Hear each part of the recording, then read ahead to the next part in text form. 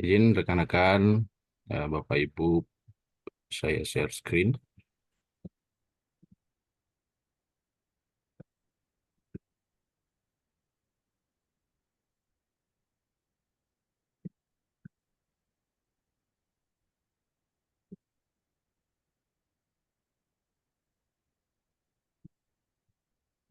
Baik, Bismillahirrahmanirrahim. Assalamualaikum warahmatullahi wabarakatuh.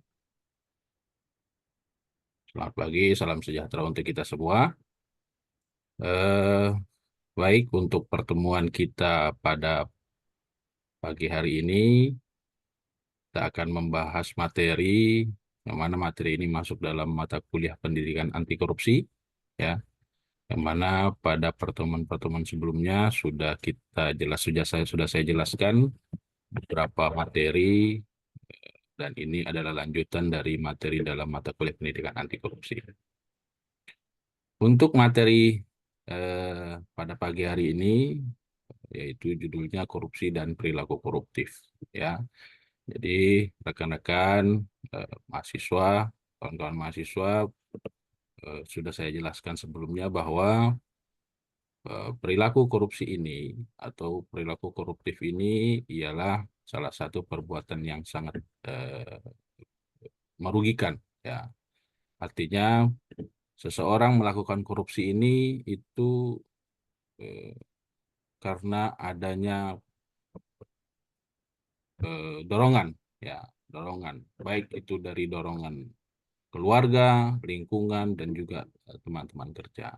Ya, bisa saya berikan contoh misalnya dalam kehidupan kita sehari-hari, misalnya kita dalam lingkungan pemerintah, ASN, ya, kita menikmati hidup kita itu bukan karena eh, keinginan, ya. Kalau keinginan otomatis kita akan berbuat yang macam-macam, salah satunya korupsi. Tapi kita hidup dengan kebutuhan, ya. Baik, rekan-rekan, kawan-kawan mahasiswa, sebelum kita masuk pada materi, ada baiknya kita berdoa menurut agama dan kepercayaan kita masing-masing. Berdoa dimulai.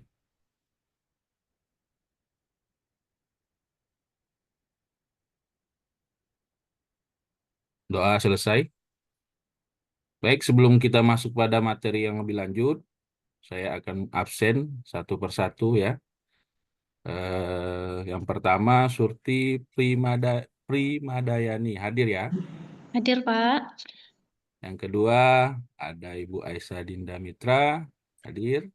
Hadir, Pak. Ketiga Anggun Pertiwi. Hadir, Pak.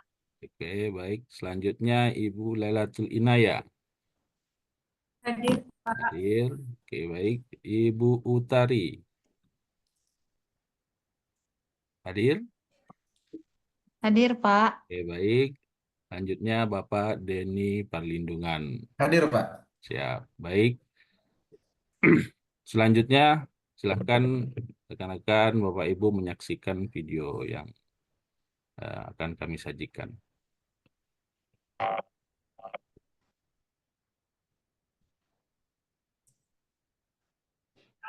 Coy.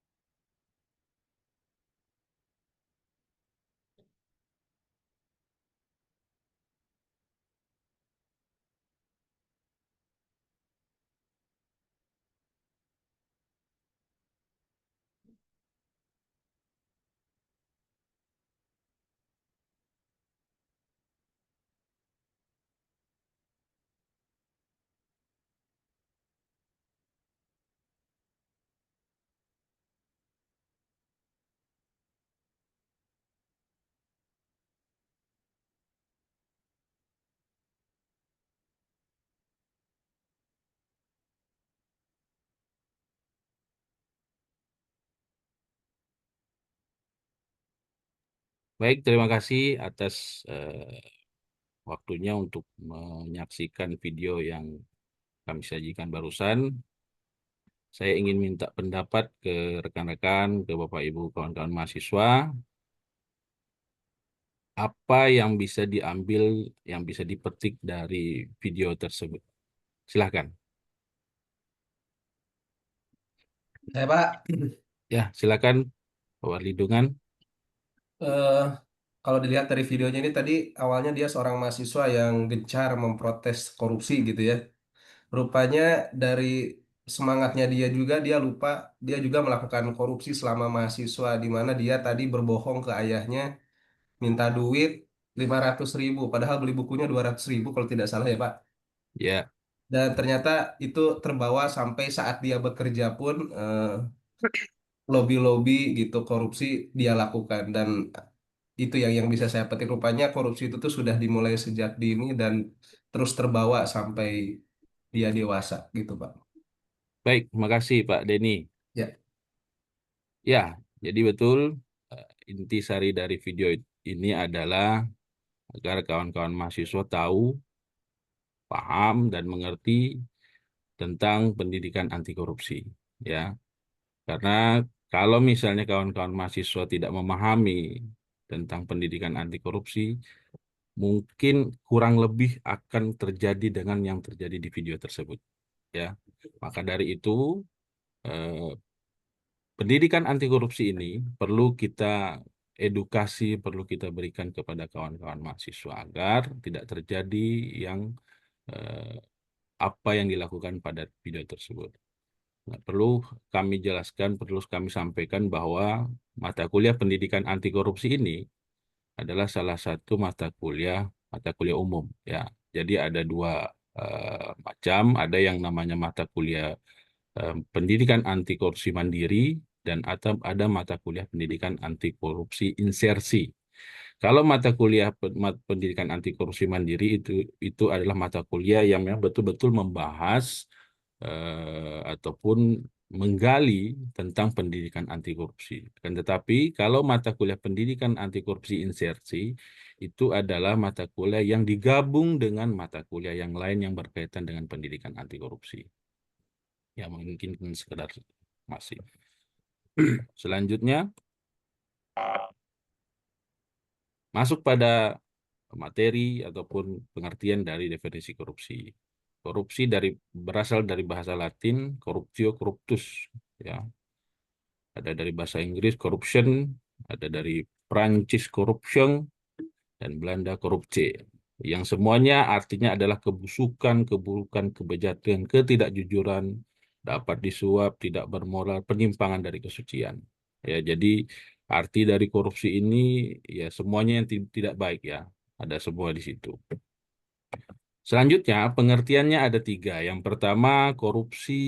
Korup artinya busuk, suka menerima uang sogok, memakai kekuasaan untuk kepentingan sendiri, dan sebagainya. Yang kedua adalah korupsi, artinya perbuatan busuk. Ya, artinya ini yang dilakukan, melakukan korupsi. Ya, perbuatan busuk seperti penggelapan uang, penerimaan uang sogok, dan sebagainya. Yang ketiga adalah koruptor. Koruptor ada orangnya yang melakukan korupsi. Ya, jadi tiga pengertian dari korupsi ini masuk pada kategori pembahasan kita pada hari ini. Nah, selanjutnya pendapat pakar. Ya, jadi ada beberapa pakar, eh, pakar eh, salah satunya Zainal Abidin. Ya, ini adalah aktivis anti korupsi. Menjelaskan korupsi memiliki 5 komponen.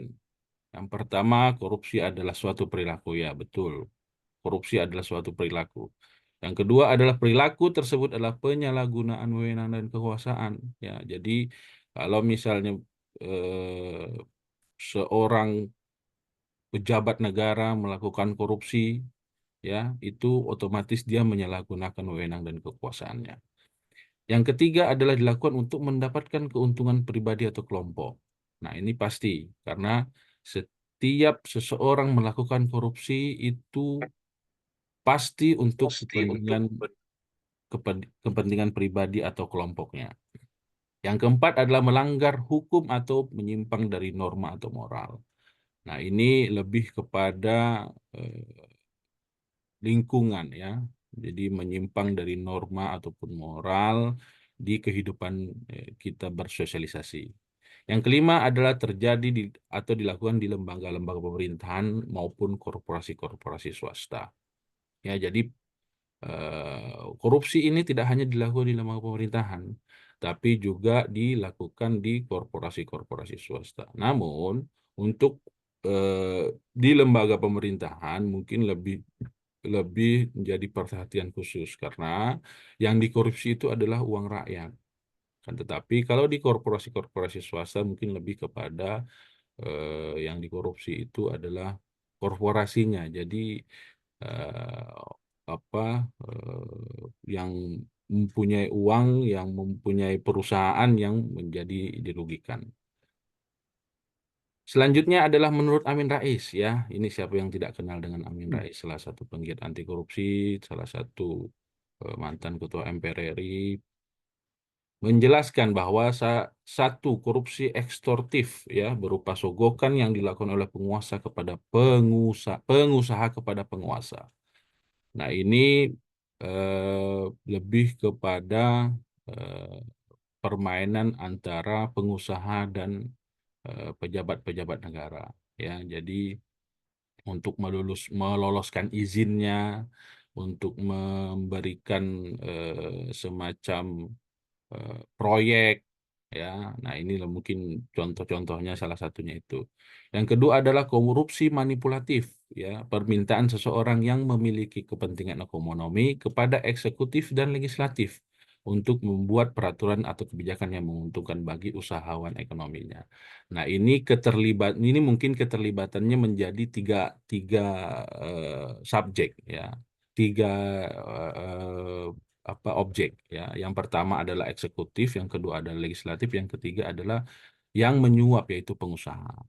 Ini mungkin saya bisa berikan contoh misalnya kalau kami di Kepulauan Riau di Batam ya, kemarin ada salah satu kasus yang muncul ketika oknum gubernur Kepulauan Riau memberikan izin kepada pengusaha untuk membuka resort di hutan lindung ya. Jadi ini masuk dalam kategori korupsi manipulatif karena eh, oknum gubernur tersebut memberikan izin kepada pengusaha dan akhirnya dibuatlah semacam peraturan eh, peraturan yang dibuat di legislatif ya.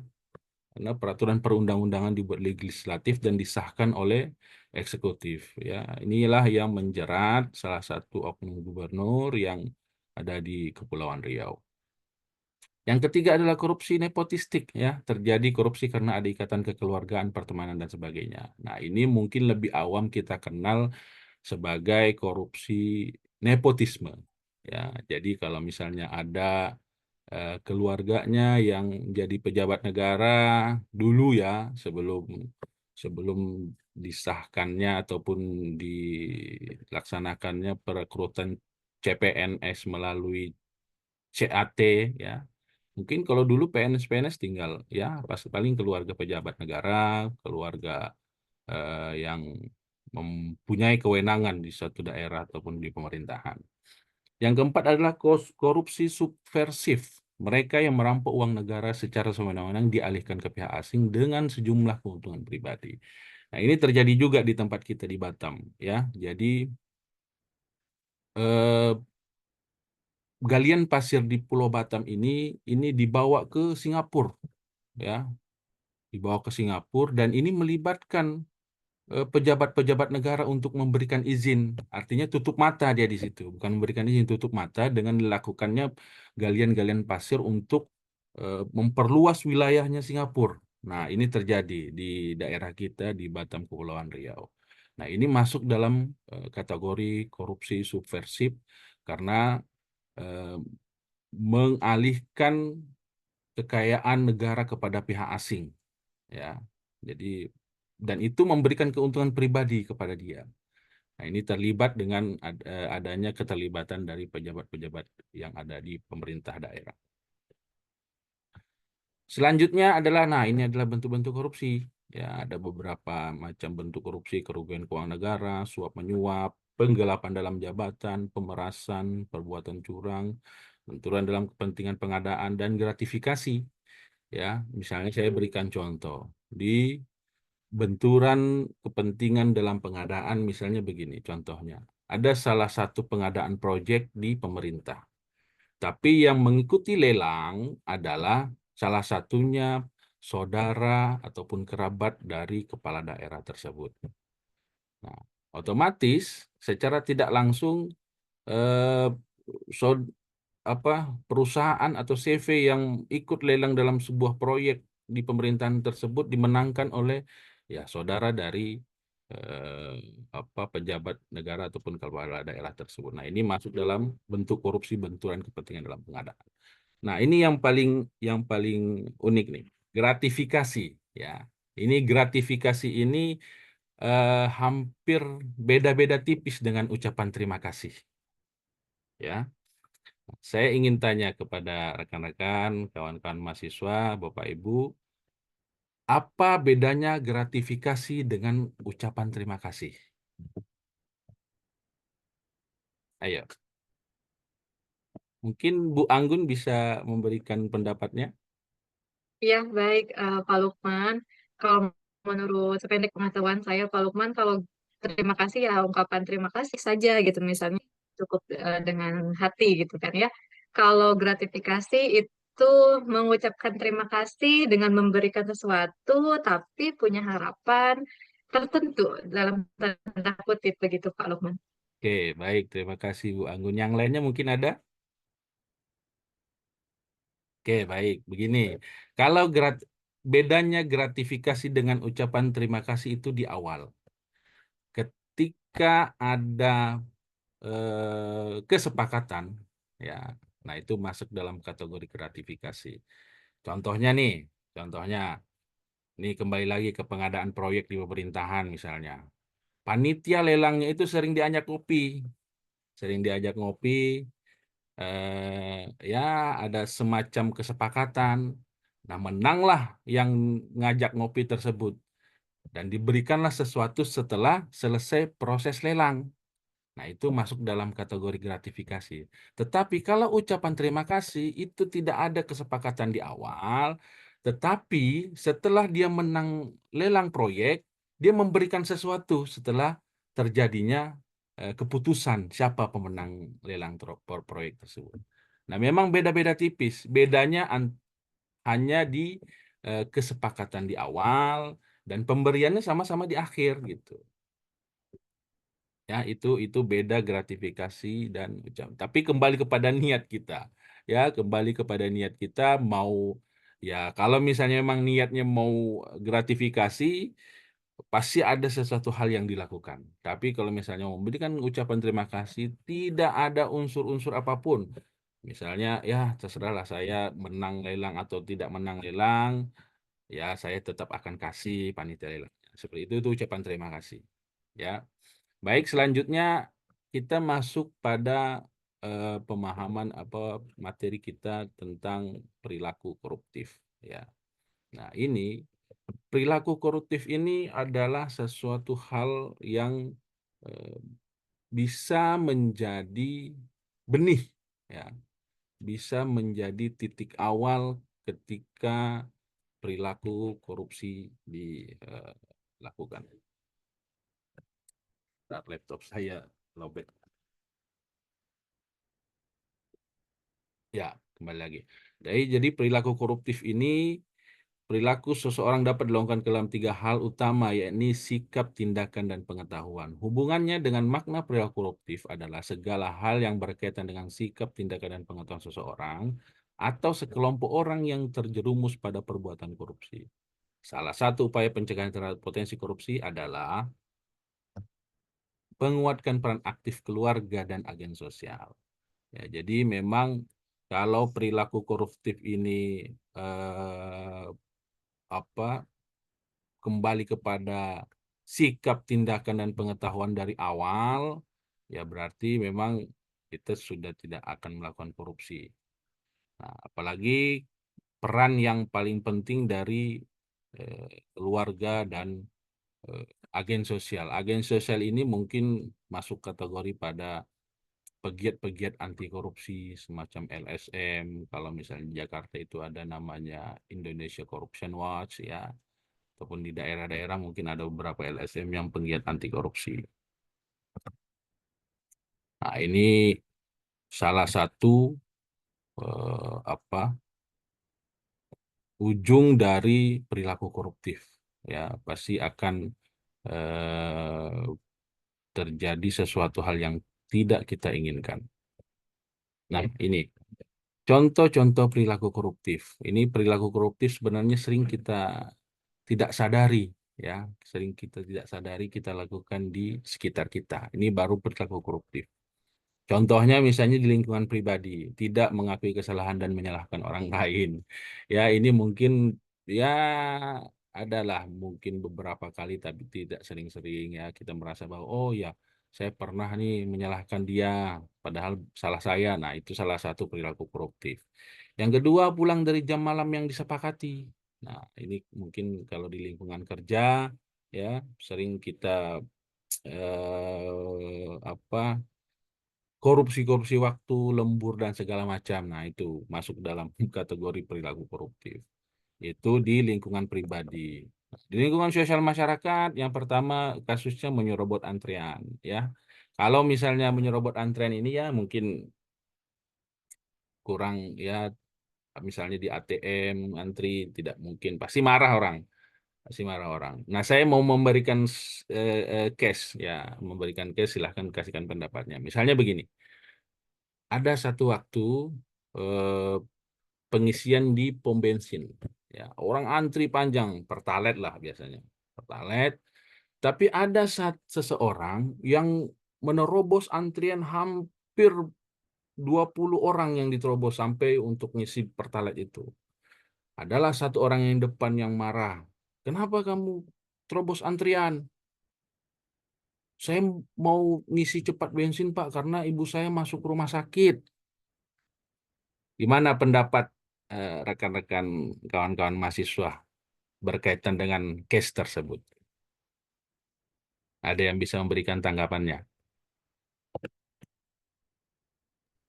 Jadi dia menyerobot antrian karena ada sesuatu hal yang dikejar, misalnya ibunya masuk rumah sakit. Ada yang bisa memberikan pendapatnya? Ya, jadi kalau misalnya posisi kita yang diterobos, yang diterobos, ya, saya akan memberitahu bahwa saya akan memberitahu kepada orang yang menerobos tersebut. Saya akan sampaikan bahwa Bapak izin dulu dengan yang diterobos itu lebih dari 20 orang. Ketika sudah diizinkan, baru boleh Bapak isi Pertalite ataupun isi BBM tersebut setelah diizinkan oleh yang diterobos tersebut. Dengan alasan itu. Saya yakin pasti diberi izin, pasti diberi silakan, silakan. Karena memang ada sesuatu hal yang urgent yang dikejar. Itu. Jadi paling tidak harus izin dengan yang diterobos tersebut. Nah, itu salah satu mungkin salah satu yang akan dilakukan ketika dalam posisi tes tersebut. Ya, saya akan menyampaikan begitu dengan yang menerobos tersebut. Nah, yang kedua, kasus kedua adalah tidak mematuhi peraturan. Nah, ini mungkin ada beberapa hal lah, ya, kayak misalnya kita naik motor tetap nggak pakai helm, ya, walaupun dekat. Nah, itu masuk kategori perilaku koruptif di lingkungan sosial masyarakat. Nah, ini ada quotes nih, ya. Quotes, sorry.